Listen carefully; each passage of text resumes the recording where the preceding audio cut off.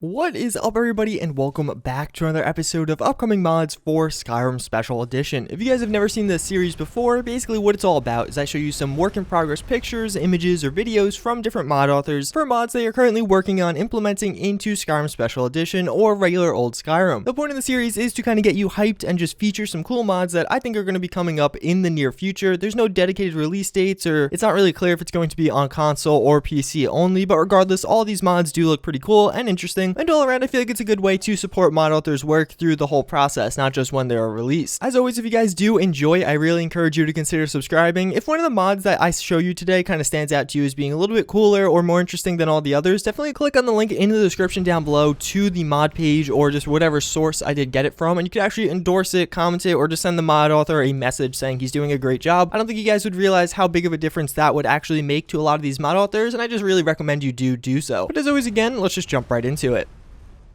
So at first, we do have Rise of the Silver Hand. This is going to be a mod based around the Silver Hand in Skyrim. Basically, if you don't know what these guys are, they're one of the factions in the game. They're kind of one of the bandit factions, maybe a little bit better than bandits, but not much better than bandits. Their main prerogative is to kill werewolves. They hate werewolves, they're the arch nemesis of werewolves, and they just want to rid the world of the werewolves in Skyrim. Now that sounds pretty cool, but the actual implementation of them in the game is relatively dull. After you do some of the intro level quests for them, they kind of just become another faction that you forget about and maybe encounter every once in a while and either kill them or they're your allies, so they might help you out a little bit. Large in part, they're forgettable. Well, what the Rise of the Silver Hand mod is aiming to do is actually make them not so forgettable. This is a mod by Sagittarius22. He actually made a number of other kind of quality of life mods, so like Ask the Way and People Are Strangers are two of his most well-known mods. Regardless, what this actually aims to do is add in new armors, new weapons, some new books, even a werewolf lord, kind of like the vampire lord counterpart, and even some new werewolf types into the game. It's really just meant to flesh out and expand the whole kind of battle between werewolves and the Silver Hand. They are actually recruiting as well, so if you are interested, I have links in the description down below as to where you can get in contact with these guys, but definitely a cool mod and definitely one that's looking very promising to enhance Skyrim.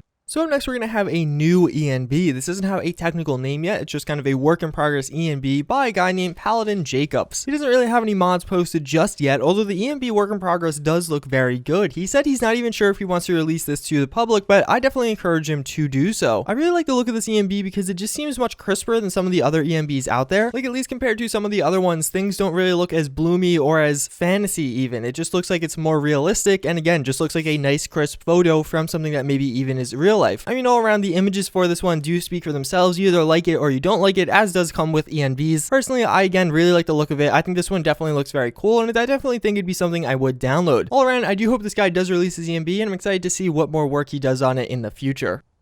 So next up, we have the Player Castle Home by Falk70. So as you can see, this definitely looks like a pretty interesting and cool mod. The technical title of it is New Player Castle Home and More. So it seems like this is going to be a player home, really a player estate, seems like a more accurate description. As you can see, it's definitely going to be a pretty unique player home. I have a feeling, though, this mod may have a lot of dead space, although it does definitely feel like you're going to be royal and king-like to be living in this thing. It also does seem like there's going to be a lot of area where you really don't have a use for, but at the same time, I think it does look very cool, and it definitely does stand out again from a lot of the other player homes available. Plus, living in a castle seems like something that a lot of people in Skyrim would want to do. You do all these quests, battle all these super hard enemies, even kill some dragons, and at the end of the day, what do you have to show for it? Your little breeze home? Well, that's not nearly as exciting as a massive castle, hopefully with some servants. And all around, I think this mod can be very cool. I'd love to see what he does with it upon release and what kind of updates it will bring.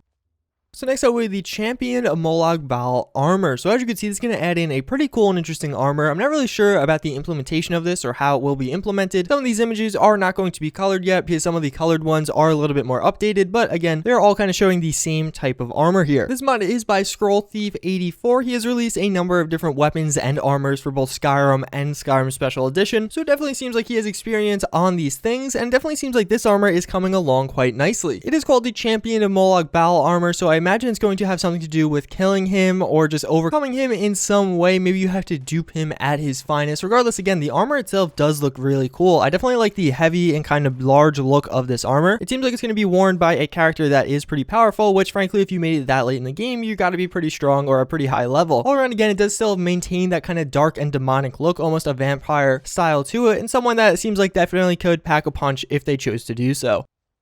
So then we do have the samurai armor. This is something I have showed you in the past, although it was a much earlier stage as compared to right now. Now we do have some textures and the models look much more complete. At the end of the day, it does look absolutely awesome. I think this armor looks very cool, especially a lot of those designs and really just the intricacies of the armor. As you can see, it definitely looks like it's going to be a pretty high quality armor. Even just the model, it just looks really sharp from this image. I'm definitely extremely impressed by the Rotten Core. He has released one other mod for Fallout 4, that being the network armor and corresponding power armor. The samurai armor itself definitely does have a place in Skyrim Special Edition. It does look like a very cool and badass armor, as well as there actually is a katana in the game already, as well as katanas are present in many of the different weapon packs. So thematically, I feel like it definitely, again, does have a pretty good spot in the game, and all around the armor itself does, again, look extremely high quality, especially a lot of those designs and scratches on the armor. I think those are very cool, and this is definitely standing out to me right now as one of the best work in progress armor mods, or at least one of the best unreleased armor mods so far, just as far as quality goes. So last but certainly not least, we have the Nai's Work in Progress, and that's really just a bogus name. This is a new armor mod by Naz Tanaka. It actually seems like it's going to be adding in a ton of new weapons as well. This is a very well-known mod out there. Every single one of his mods for Skyrim does have over 100,000 downloads, each of them being a different variant of a bikini armor. So it definitely seems like he is taking a step away from that and onto something very different now. I'm not entirely sure what this mod is going to be all about, but what it seems like it adds in from these images is 1, a new location, 2, a few new armors, and 3, a few new weapons.